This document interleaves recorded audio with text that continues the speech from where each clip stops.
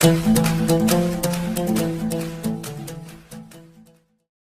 Morning आप सभी लोगों का स्वागत है आपके अपने परिवार फ्यूचर ऑनलाइन क्लासेस सोनपुर में।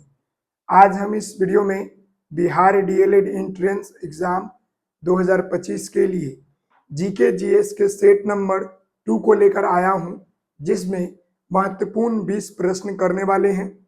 और मैं आपको बता दूं कि इससे पहले हमने आपको रीजनिंग साइंस का प्रैक्टिस सेट कराया है। आप लोग प्ले लिस्ट में जाकर जो है वीडियो को देख सकते हैं। और अभी हम इस वीडियो में आप सभी लोगों को 20 महत्वपूर्ण प्रश्न कराने वाले हैं, जो कि आपके जीके का रहने वाला है। और जितने भी प्रश्न यहाँ पर कराए जाएंगे वह सारे प्रश्न किसी न किसी एग्जाम में और आपके डीएलएड के एग्जाम में और अदर कॉम्पिटिटिव एग्जामों में पूछे गए हैं। तो आप सभी लोगों के लिए बहुत ही महत्वपूर्ण रहने वाला है। तो आप सभी लोगों से निवेदन है कि चैनल पर नए होंगे तो चैनल को लाइक शेयर एंड सब्सक्राइब जरूर करेंगे। चलते हैं प्रश्न के ऊपर और मैं सारे प्रश्नों को बेहतर तरीके से आपको बताते हुए चलूंगा। यहाँ पर आपका पहला सवाल है और ये पहला सवाल है कि सिंधु घाटी सभ्यता का पोत शहर कौन था। यहाँ पर ऑप्शन देखिएगा तो आपका कालीबंगन, लोथल, रोपर, मोहनजोदड़ो। मुझे आप लोग बताइए कि जो आपका सिंधु घाटी सभ्यता का ये जो आपका पोत शहर है, इसका मतलब क्या है। तो पोत शहर कहने का मतलब है कि बंदरगाह। समझ ना, बंदरगाह जो है कौन था, सिंधु घाटी सभ्यता का बंदरगाह कहाँ पर था या कौन था। कालीबंगा में था, लोथल में था, रोपर में था या मोहनजोदड़ो में था। तो मैं आपको बताना चाहूंगा कि सिंधु घाटी सभ्यता का पोत शहर जो है, आप सभी लोगों को मैं बता दूं कि लोथल को कहा जाता है। यहाँ पर जो है इसी को पोत शहर कहा जाता है, यानी कि बंदरगाह जो है लोथल में पाया गया है। साथ ही साथ अगर आपसे कोई पूछता है कि जो ये आपका सिंधु घाटी सभ्यता का खोज कब हुआ था और किसने किया था, तो मैं आपको बता दूं कि 1921 ईस्वी में, समझ गए ना, राखल दास बनर्जी और दयाराम साहनी ने किया था। दयाराम जो है साहनी ने किया था। साथ ही साथ जो एक और यहाँ से प्रश्न आता है कि मृत्युओं का टीला किस शहर को कहते हैं, तो वो आप बताइएगा। मोहनजोदड़ो, कालीबंगा, लोथल और रोपर, इनमें से किसको बोलते हैं। आप लोग कमेंट कीजिए, नीचे बताइए कि आपके जो है मोहनजोदड़ो को बोलते हैं कि आपको कालीबंगन को बोलते हैं मृतकों का टीला। समझ गए जी हाँ। अगले प्रश्न की हम बात करते हैं। यहाँ पर देखिएगा प्रश्न संख्या आपका दूसरा है और यह प्रश्न आपका बोल रहा है कि स्वतंत्र भारत के प्रथम शिक्षा मंत्री कौन थे। आपको बताना है कि हम सभी लोगों को मालूम है कि हमारा देश कब आजाद हुआ। हम सभी लोगों को मालूम है 15 अगस्त 1947 को हमारा देश आजाद हुआ। तो देश आजाद होने के बाद स्वतंत्र भारत के, समझ ना, स्वतंत्र भारत के पहले जो है आपके शिक्षा मंत्री कौन थे, समझ ना, प्रधानमंत्री कौन थे, और एक और आपसे पूछता है रक्षा मंत्री कौन थे। ये बहुत ही महत्वपूर्ण है। बाकी तो और सारे सवाल होते हैं, लेकिन शिक्षा मंत्री की बात करेंगे तो वो आपके अब्दुल कलाम आजाद थे। समझना, मिसाइल मैन ऑफ इंडिया के नाम से आते हैं एपीजे अब्दुल कलाम थे। समझना, एपीजे अब्दुल कलाम। प्रधानमंत्री की बात करें तो आपका जो पंडित जवाहरलाल नेहरू थे, पंडित जवाहरलाल नेहरू। समझना, और वहीं पर हम रक्षा मंत्री की बात करेंगे तो ये आपके बलदेव सिंह थे। बलदेव सिंह, याद रखिएगा।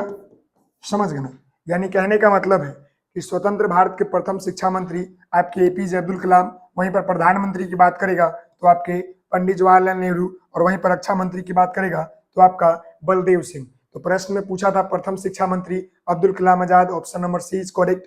अगले प्रश्न की हम बात करते हैं। प्रश्न संख्या यहाँ पर आपका तीसरा नंबर है। देखिएगा, पंजाब केसरी के नाम से कौन विख्यात है, बताइएगा। Who is known as Punjab Kesari. यहाँ पर ऑप्शन देखिएगा, लाला लाजपत राय, गुरु गोविंद सिंह, भगत सिंह, रंजीत सिंह। तो मैं आपको बता दूं कि पंजाब केसरी के नाम से यहाँ पर लाला लाजपत राय क्या थे, विद्वान थे। इनकी मृत्यु जो है आपके साइमन कमीशन गो बैक के नारा देने के दौरान हुआ था 1928 में। लाठी की मार से जो है इनको मौत हो जाती है। सांडस की लाठी की चोट से इनकी मृत्यु हो जाती है। लाला लाजपत राय पंजाब केसरी के नाम से ये जाने जाते हैं। इन्हीं के नाम पर जो है पंजाब नेशनल बैंक का मतलब शुरुआत हुआ था। क्लियर है जी। अगले प्रश्न की हम बात करते हैं। प्रश्न संख्या आपका 4 है और यह प्रश्न आपका बोल रहा है भारतीय नेपोलियन किसे कहा जाता है। भारत का नेपोलियन किसे कहा जाता है, समझ ना। यहाँ पर देखिएगा, चंद्रगुप्त को, प्रथम गुप्त को, समुद्रगुप्त को, रामगुप्त को और चंद्रगुप्त विक्रमादित्य को। तो मैं आपको बताना चाहूंगा कि जो आपके भारत का नेपोलियन है वो निम्नलिखित में से जो है आपको समुद्रगुप्त को कहा जाता है। किसे कहा जाता है? समुद्रगुप्त को जो है भारत का नेपोलियन कहा जाता है। तो इस प्रश्न का उत्तर क्या हो जाएगा? ऑप्शन नंबर आपका बी हो जाएगा। अगले प्रश्न की हम बात करते हैं। तो अगला प्रश्न यहाँ पर आप देखिएगा 5 नंबर, और यह प्रश्न आपका है कि बक्सर का युद्ध जो है लड़ा गया था। कब लड़ा गया था बक्सर का युद्ध? बहुत इंपॉर्टेंट प्रश्न है। और किसके बीच लड़ा गया था, समझ ना। तो अंग्रेज और मराठों के बीच लड़ा गया था, समझ ना। अंग्रेज और मराठों के बीच जो है लड़ा गया था। बताइएगा, यहाँ पर देखिएगा 6 अक्टूबर 1764, 10 अक्टूबर 1764, 18 अक्टूबर 1764, 22 अक्टूबर 1764। इतना बात आपको याद होना चाहिए कि ये जो बक्सर का युद्ध है आपको 1764 में लड़ा गया था अंग्रेज और मराठों के बीच, समझ ना। अंग्रेज और मराठों के बीच शायद लड़ा गया था। और यह जो है आपका 22 अक्टूबर 1764 को लड़ा गया था। वहीं पर पानीपत का प्रथम युद्ध जो है कब हुआ था? तो आपका 1526 ईस्वी में हुआ था, समझ गए। 1626 या 1526, शायद मैं मिस्टेक कर रहा हूं यहाँ पर। पानीपत का प्रथम युद्ध जो है 1526 ईस्वी में हुआ था, शायद 1526 ही था। याद रखिएगा, इसको देख लीजिएगा एक बार। पानीपत का युद्ध आप लोग कमेंट कर दीजिएगा, पानीपत का प्रथम युद्ध और द्वितीय युद्ध, समझ गए। चलिए आगे बात करते हैं। अगला प्रश्न यहाँ पर आपका है 6 नंबर। बिहार में विद्रोह किसने के नेतृत्व में हुआ था? बिहार में जो आपका विद्रोह हुआ था स्वतंत्रता संग्राम की लड़ाई के लिए, 1857 की क्रांति में जो आपका विद्रोह हुआ था बिहार से, वो किसने किया था? तो वो आपके जो है वीर कुंवर सिंह ने किया था, समझ गए। वीर कुंवर सिंह के द्वारा जो है विद्रोह को नेतृत्व किया गया था। और ये कहाँ से किया गया था? तो ये जो है आपके आरा जिला से किया गया था। आरा के जो है कहाँ से? जगदीशपुर के रहने वाले थे ये, समझ गए। आरा जिला के जगदीशपुर के रहने वाले थे। वीर कुंवर सिंह ने बिहार से विद्रोह का आह्वान किया था। अगले प्रश्न की हम बात करते हैं। तो अगला प्रश्न है, सत्य शोधक समाज की संस्थापक किसे माना गया है? स्वामी विवेकानंद, डॉक्टर भीमराव अंबेडकर, ज्योतिबा फुल्ले और महात्मा गांधी। सबसे पहले समझ लीजिए, सत्य शोधक समाज की मतलब स्थापना जो है आपका निम्नलिखित में से जो है ज्योतिबा फुल्ले ने किया था। किसने किया था? ज्योतिबा फुल्ले ने जो है सत्य शोधक समाज की स्थापना 1873 ईस्वी में पुणे में किया था। 1873 ईस्वी में आपके जो है पुणे में किया था। ज्योतिबा फुल्ले और इनकी पत्नी दोनों मिलकर जो है महिलाओं को शिक्षा के लिए, साथ ही साथ समाज के कल्याण के लिए काफी अपना योगदान दिया। और ये सत्य शोधक समाज की स्थापना किनके द्वारा किया गया था? ज्योतिबा फुल्ले द्वारा किया गया था। चलिए अगले प्रश्न की हम बात करते हैं। अगला प्रश्न यहाँ पर है, 1912 में बिहार में भारतीय राष्ट्रीय कांग्रेस का अधिवेशन कहाँ हुआ था? मैं आपको बता दूं कि भारतीय राष्ट्रीय कांग्रेस की स्थापना 1885 में हुआ था, समझ गए ना। 1885 में हुआ था। पहली बैठक जो है आपके मुंबई में हुआ था, बॉम्बे में हुआ था, बॉम्बे के गोकुलदास तेजपाल संस्कृत विद्यालय में हुआ था। लेकिन बिहार में जो है कुल बैठक जो है 3 बार हुआ था। बिहार में कुल बैठक 3 बार हुआ था। मैं तीनों बार बता दूं। पहला बैठक आपका जो है 1912 में, दूसरा बैठक 1922 में और तीसरा बैठक 1940 में। पहला बैठक आपका जो है पटना में हुआ था, दूसरा बैठक आपका जो है गया में हुआ था और तीसरा बैठक आपका जो है रामगढ़ में हुआ था। तो ये पहला बैठक पूछा है कि भारतीय राष्ट्रीय कांग्रेस का 1912 की पहली बैठक बिहार के किस जगह पर हुआ था? तो वो आपके जो है पटना में हुआ था। कहाँ पर हुआ था? पटना में हुआ था, याद रखिएगा। दूसरा अगर पूछेगा तो क्या बोलेगा? गया में हुआ था सेकंड। और थर्ड पूछेगा तो क्या बोलेगा? रामगढ़ इसको बोलते हैं, रामगढ़, जो कि अभी आपके जो है झारखंड में है। ये तीसरा कब हुआ था? 1940 में हुआ था। उस समय बिहार और झारखंड एक था। हमारा बिहार और झारखंड कब हुआ अलग? बिहार और झारखंड जो है अलग हुआ कब? तो 2000 ईस्वी में जो है क्या हुआ? ये आपका अलग हुआ। क्लियर है जी। अगले प्रश्न की हम बात करते हैं। तो अगला प्रश्न यहाँ पर ध्यान दीजिएगा, 9 नंबर है। यह प्रश्न आपका बोला है कि विश्व मानवाधिकार दिवस कब मनाया जाता है? ऑप्शन देखिएगा 30 जनवरी को, 11 जुलाई को, 1 दिसंबर को, 10 दिसंबर को। बताइए कब मनाया जाता है। आप लोग चैनल पर नए होंगे तो चैनल को लाइक शेयर एंड सब्सक्राइब जरूर कीजिएगा, साथ ही साथ अपने दोस्तों के साथ शेयर भी कीजिएगा। बताइए इस प्रश्न का उत्तर क्या होगा कि विश्व मानवाधिकार जो है दिवस कब मनाया जाता है। तो मैं आपको बताना चाहूंगा कि विश्व मानवाधिकार दिवस जो है प्रतिवर्ष 10 दिसंबर को मनाया जाता है। कब मनाया जाता है? प्रतिवर्ष आपको जो है 10 दिसंबर को मनाया जाता है। तो इस प्रश्न का उत्तर आपका ऑप्शन नंबर डी हो जाएगा। समझ गए। अगले प्रश्न की हम बात करते हैं। अगला प्रश्न यहाँ पर आपका 10 नंबर है और ये प्रश्न आपका है कि जोजिला दर्रा कहाँ पर स्थित है? अरुणाचल प्रदेश, हिमाचल प्रदेश, जम्मू कश्मीर और उत्तराखंड। तो मैं आपको बता दूं कि जोजिला दर्रा जो है यह आपका जो है कहाँ पर स्थित है? तो जम्मू एंड कश्मीर में जो है आपका स्थित है। इस प्रश्न का उत्तर आपका ऑप्शन नंबर सी हो जाएगा। इस प्रश्न का उत्तर आपका ऑप्शन नंबर सी हो जाएगा। अगले प्रश्न की हम बात करते हैं। अगला प्रश्न यहाँ पर है कि महात्मा गांधी ने सर्वप्रथम सत्याग्रह हथियार का प्रयोग कहाँ किया गया था? महात्मा गांधी की बात कर ले तो महात्मा गांधी जो है सर्वप्रथम भारत में जो है पहला सफल सत्याग्रह, पहला सफल, याद रखिएगा, पहला ऐसे भी पूछता है सफल, पहला सफल जो है सत्याग्रह जो है कहाँ किया था? तो यह जो है बिहार के चंपारण में किया था। बिहार के चंपारण में किया गया था। तो इसका आंसर आपका क्या हो जाएगा? ऑप्शन नंबर बी हो जाएगा। कब किया गया था? तो 1917 में। क्यों किया गया था? तो अंग्रेज नील की खेती के विद्रोह, नील के खेती के विद्रोह, 3 कठिया प्रथा को बंद करने के लिए, 3 मई 20 कट्ठा में करने के लिए, और बिहार आने के लिए महात्मा गांधी को किसने किया था? तो राजकुमार शुक्ल ने जो है बिहार आने के लिए कहा था। यह बिहार के जो है एक किसान नेता थे, किसान जो है नेता थे। और ये बिहार में पहला गांधी जी के द्वारा जो है चंपारण सत्याग्रह किया गया था। और ये पहला ग्रह मतलब कि जो आपका पहला सत्याग्रह जो था चंपारण सत्याग्रह, यह आपका मतलब कि सही हो गया था। समझ गए, यानी कि सफल हो गया था। तो इसलिए क्या है, प्रश्न पूछा है कि महात्मा गांधी ने सर्वप्रथम सत्याग्रह के हथियार का प्रयोग कहाँ किया? तो महात्मा गांधी भारत के जो है पहला सत्याग्रह सफल हुआ था वो बिहार के पूर्वी चंपारण में 1917 में। और वो भी किस लिए? नील की खेती के लिए। 3 कठिया प्रथा को बंद करने कर दिया। राजकुमार शुक्ल ने महात्मा गांधी को बुलाया था। समझ गए। अगले प्रश्न की हम बात करते हैं। तो अगला प्रश्न यहाँ पर आपका 12 नंबर है और यह प्रश्न बोल रहा है कि खुदीराम बोस और प्रफुल्ल चाकी द्वारा क्रिस फोर्ड के जीवन पर हमला किया गया था। यानी याद रखिएगा कि जो आपके खुदीराम बोस और प्रफुल्ल चाकी है ये काफी जो है एक महान नेता थे और स्वतंत्रता संग्रामी थे। आपको पता है कि सबसे कम उम्र में जो है किनको फांसी मिला था? तो ये जो है खुदीराम बोस को मिला था।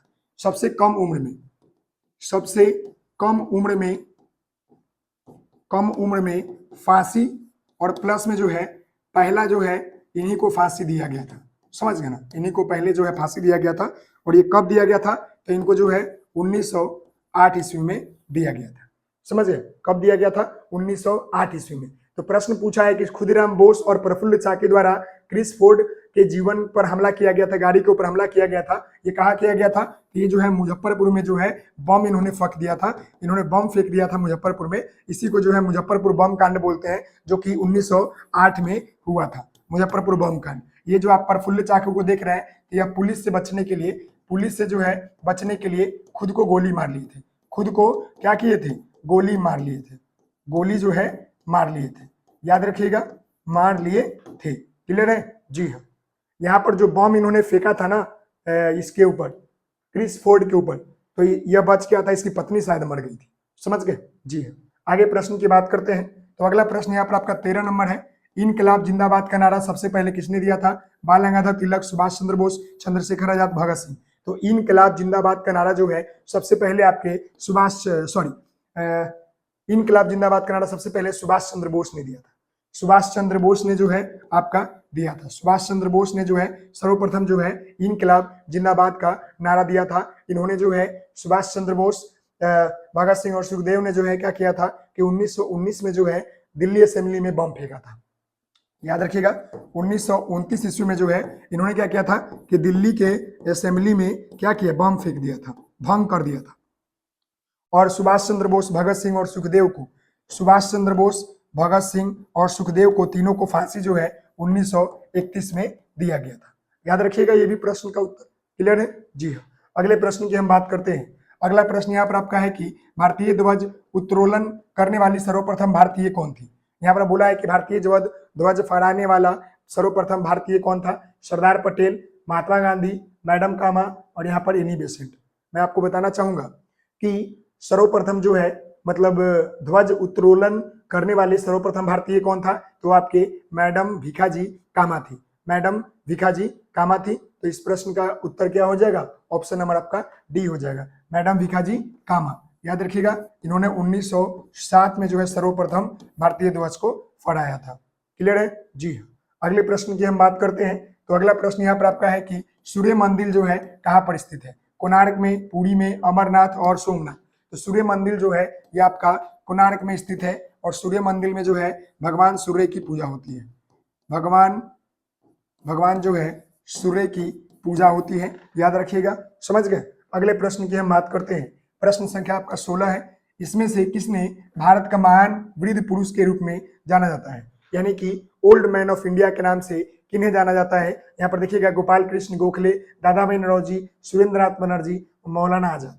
तो ओल्ड मैन ऑफ इंडिया के नाम से जो है आपके दादा भाई नौरोजी को जाना जाता है। समझ गए, दादा भाई नौरोजी को जाना जाता है। इन्हीं के नाम पर जो है स्टैच्यू ऑफ यूनिटी जो कि गुजरात में बना हुआ है, सबसे लंबा, समझ गए ना, 82 मीटर का। क्लियर है। और साथ ही साथ जो है ओल्ड मैन ऑफ लेडी के नाम से किन्हें जाना जाता है? तो मैं आपको बताना चाहूंगा, ओल्ड मैन, देखिएगा, ओल्ड मैन के नाम से जो है किन्हें जानता है? दादा भाई नौरोजी। लेकिन ओल्ड मैन ऑफ लेडी के रूप में जो है किन्हें जाता है? तो याद कर लीजिएगा कि अरुणा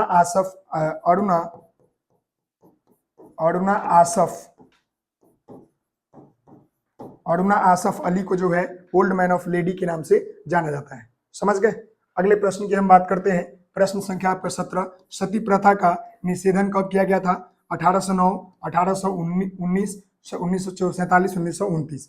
तो सती प्रथा को खत्म जो है आपको 1829 ईस्वी में जो है किया गया था। तो इस प्रश्न का उत्तर आपका ऑप्शन नंबर बी हो जाएगा। सती प्रथा को खत्म कब किया गया था? 1829 ईस्वी में। अगले प्रश्न की हम बात करते हैं। प्रश्न संख्या आपका 18। अजंता की गुफाएं कहाँ स्थित है? महाराष्ट्र, मध्य प्रदेश, उड़ीसा और गुजरात। तो अजंता की गुफा जो है यह आपके जो है महाराष्ट्र के औरंगाबाद में स्थित है। तो इसका आंसर आपका ऑप्शन नंबर क्या हो जाएगा? ए हो जाएगा इस प्रश्न का उत्तर। क्लियर है, इस प्रश्न का उत्तर आपका ए हो जाएगा। अगले प्रश्न की हम बात करते हैं। तो प्रश्न संख्या 19 नंबर, कोयले का सर्वाधिक उत्पादन कहाँ पर होता है? पश्चिम बंगाल, मध्य प्रदेश, झारखंड और आपके उड़ीसा। तो अगर आपसे पूछेगा चावल के बारे में, तो चावल के अगर बारे में पूछेगा तो क्या बोलिएगा? चावल में आपका पश्चिम बंगाल है, लेकिन कोयला में आपका जो है झारखंड है। समझ गए ना, कोयले में आपका जो है झारखंड है, पलामू जिला है, बहुत सारे हैं, धनबाद है, समझ गए, जमशेदपुर है, टाटा स्टील फैक्ट्री वहीं पर है। तो ये इसका आंसर आपका ऑप्शन डी हो जाएगा। अगले प्रश्न की हम बात करते हैं। मॉन्टेग्यू चेम्सफोर्ड सुधार योजना, याद रखिए काफी महत्वपूर्ण प्रश्न है, भारतीय राष्ट्रीय आंदोलन से है। मॉन्टेग्यू चेम्सफोर्ड सुधार योजना कब पारित किया गया था? 1917, 1918, 1920, 1919। तो मॉन्टेग्यू चेम्सफोर्ड सुधार योजना जो है 1919 में पारित किया गया था। क्लियर है। एक और जलियांवाला बाग हत्याकांड की पूछता है। जलियांवाला बाग हत्याकांड तो आपका 13 अप्रैल 1919। क्लियर है, 1919। इसको याद रखिएगा, बहुत इंपॉर्टेंट है। तो आप सभी लोग मुझे बताइएगा कि ये 20 प्रश्नों का सेट नंबर 2 था। तो आप सभी लोगों का 20 में से जो है कितने स्कोर आपके आ रहे हैं कमेंट कीजिए। और आज के लिए इतना ही रहेगा, मिलते हैं नेक्स्ट वीडियो में। तब तक के लिए धन्यवाद, थैंक यू सो मच। आप सभी लोग इसी तरह पढ़ाई करते रहे, मस्त रहे, खुश रहे। बहुत बहुत धन्यवाद।